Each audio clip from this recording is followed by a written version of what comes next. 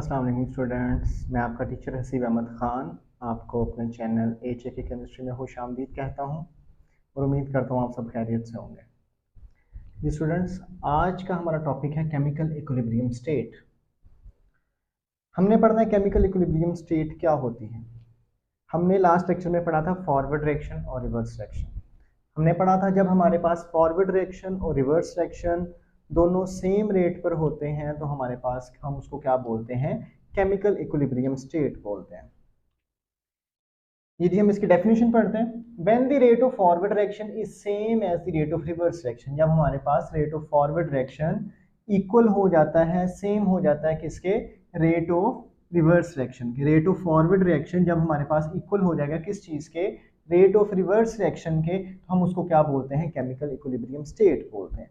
Chemical equilibrium state पे हमें जो हमारा रिएक्शन मिक्सचर होता है, जिस आपके फ्लास्क में मिक्सचर हो रहा है, आपको दिखने में यूं लगता है कि आपका रिएक्शन स्टॉप हो गया, लेकिन असल में आपका रिएक्शन स्टॉप नहीं हुआ होता। आपके पास जो रिएक्टेंट्स हैं, जितने रिएक्टेंट्स आपके पास प्रोडक्ट में कन्वर्ट हो रहे हैं, उतने ही प्रोडक्ट्स आपके पास दोबारा रिएक्टेंट में कन्वर्ट हो रही हैं। तो हमारा जो रिएक्शन मिक्सचर की कंपोजिशन है वो क्या हो जाती है, कांस्टेंट। दिखने में आपको यूं लगता है कि भाई वो चेंज होना बंद हो गया है, रिएक्शन स्टॉप है, बट अंदर ही अंदर जितने रिएक्टेंट्स प्रोडक्ट में कन्वर्ट होते हैं उतने प्रोडक्ट्स दोबारा रिएक्टेंट में कन्वर्ट होते हैं। इसलिए हमें कंपोजिशन जो है उसकी बिल्कुल क्या हो जाती है, कांस्टेंट हो जाती है। At equilibrium state there are two possibilities. ये जी बहुत इंपॉर्टेंट एमसीक्यू है कि भाई इक्विलिब्रियम स्टेट पे हमारे पास कितनी पॉसिबिलिटीज होती हैं। तो हमारे पास टू पॉसिबिलिटीज हैं।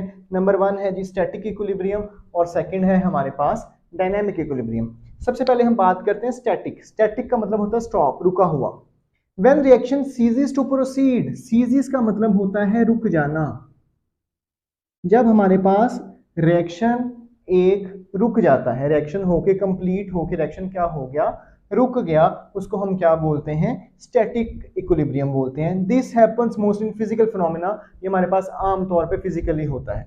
Example, a building remain standing rather than falling down because all the forces acting on it are balanced.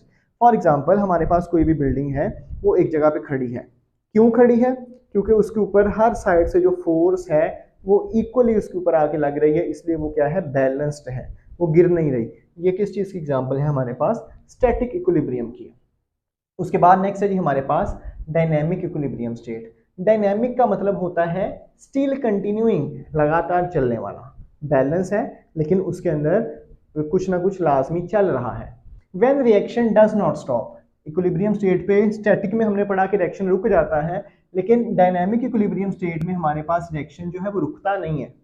क्या होता है, only the rates of forward and reverse reaction become equal. सिर्फ और सिर्फ जो फॉरवर्ड रिएक्शन और reverse reaction के जो रेट्स हैं वो आपस में इक्वल होते हैं। लाइक जितने आपके पास मॉलिक्यूल्स रिएक्टेंट से प्रोडक्ट में कन्वर्ट हो रहे हैं, उतने ही आपके प्रोडक्ट्स के मॉलिक्यूल्स दोबारा किस में कन्वर्ट हो रहे हैं, रिएक्टेंट्स में कन्वर्ट हो रहे हैं। ठीक है, but take place in opposite direction. लेकिन हमारे पास क्या होता है, ऑपोजिट डायरेक्शन में मूव करें। फॉर एग्जांपल, मैं यहाँ पे एक एग्जांपल दे देता हूँ। हाइड्रोजन और आयोडीन है, ये हमारे पास कन्वर्ट हो रहे हैं 2HI में। फॉर एग्जांपल, हमारे 5 मॉलिक्यूल्स 2HI में कन्वर्ट हो रहे हैं, तो यहाँ से भी 5 मॉलिक्यूल्स ही किस में कन्वर्ट हो रहे होंगे, हाइड्रोजन और आयोडीन में कन्वर्ट हो रहे होंगे। ठीक है, तो वो ये कह रहा है कि रेट ऑफ फॉरवर्ड रिएक्शन और रेट ऑफ रिवर्स रिएक्शन दोनों इक्वल होंगे, लेकिन ऑपोजिट डायरेक्शन में। देखें आप, डायरेक्शन इसकी क्या है, बिल्कुल ऑपोजिट है। ठीक है, dynamic means reaction is still continuing. इसका क्या मतलब है कि रिएक्शन हमारा रुका नहीं है, रिएक्शन हमारा क्या है, चल रहा है। दिखने में लगेगा रिएक्शन स्टॉप हो गया, लेकिन हमारे पास असल में क्या है, रिएक्शन चल रहा होगा। जब हमारे पास डायनामिक इक्विलिब्रियम स्टेट होती है तो उस टाइम हमारे पास क्या होता है, rate of forward reaction equals to rate of reverse reaction. यानी कि जितने आपके पास रिएक्टेंट्स प्रोडक्ट में कन्वर्ट हो रहे हैं, उतने ही आपके पास प्रोडक्ट्स दोबारा रिएक्टेंट्स में कन्वर्ट हो रही होती है। आपका जी बहुत इंपॉर्टेंट एक्सरसाइज का शॉर्ट क्वेश्चन है, how dynamic equilibrium is established. उसका आंसर है जी, इन अ रिवर्सिबल रिएक्शन। जब हमारे पास कोई भी रिवर्सिबल रिएक्शन होता है, dynamic equilibrium is established before completion of reaction. ये जो हमारे पास रिएक्शन कंप्लीट होने से पहले हमारे पास डायनामिक इक्विलिब्रियम लाजमी एस्टैब्लिश होता है।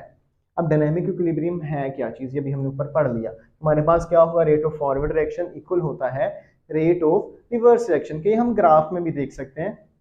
ये हमारे पास टाइम है, यहाँ से भी हमारे पास टाइम स्टार्ट हुआ, तो जब अभी हमारे पास इनिशियल स्टेज है 0 टाइम 0 सेकेंड, ठीक है, तो उस टाइम पे हमारे पास जाहिर बात है रिएक्टेंट्स हमारे पास ज्यादा होंगे और जो प्रोडक्ट्स हैं वो हमारे पास क्या होंगे, ना होने के बराबर होंगे।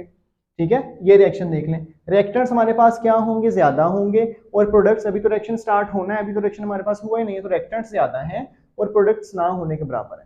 ठीक है, तो जाहिर बात है जिसकी कंसंट्रेशन ज्यादा होगी वही चीज ज्यादा रिएक्ट करेगी, तो हमारे पास जो रिएक्टेंट्स हैं वो प्रोडक्ट में कन्वर्ट होंगे, तो हम उसको क्या बोल रहे हैं, हमारे पास जो रेट ऑफ फॉरवर्ड रिएक्शन है वो स्टार्ट में क्या होता है, बहुत ज्यादा फास्ट होता है। At initial stage rate of forward reaction is fast, start में हमारे पास रिएक्शन क्या है, फास्ट है।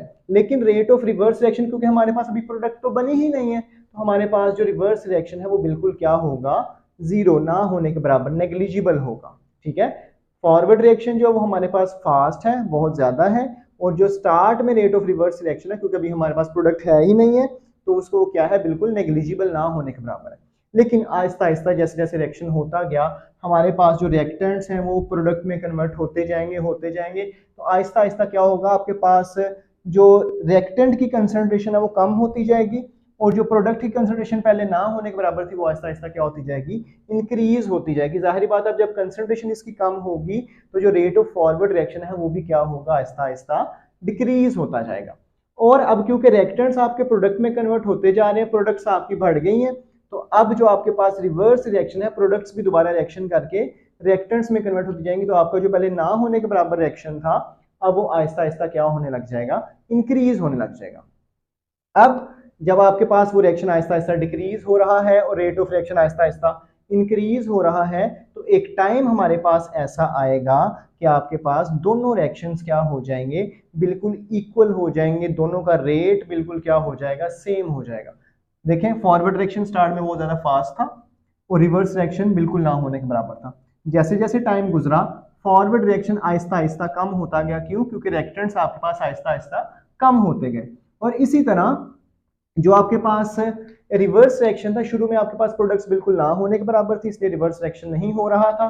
जैसे जैसे रिएक्टेंट्स प्रोडक्ट में कन्वर्ट हुए तो प्रोडक्ट्स दोबारा रिएक्टेंट्स में कन्वर्ट होना स्टार्ट हो गए, और आपके पास जो रिवर्स रिएक्शन था वो भी आहिस्ता आहिस्ता क्या होना स्टार्ट हो गया, इंक्रीज होना स्टार्ट हो गया। लेकिन फिर एक टाइम ऐसा आया कि फॉरवर्ड और रिवर्स रिएक्शन दोनों हमारे पास क्या हो गए, बिल्कुल इक्वल हो गए। जब हमारे पास फॉरवर्ड और रिवर्स रिएक्शन दोनों इक्वल हो जाएंगे तो उसको हम क्या बोलते हैं, इसको हम बोलते हैं डायनामिक इक्विलिब्रियम स्टेट। ठीक है जी, ये हमारा आज का टॉपिक था, उम्मीद करता हूँ आपको समझ आई होगी। कोई क्वेश्चन हो तो आप लोग जरूर कमेंट सेक्शन में पूछ सकते हैं। बाकी नेक्स्ट वीडियो तक के लिए अल्लाह हाफिज़।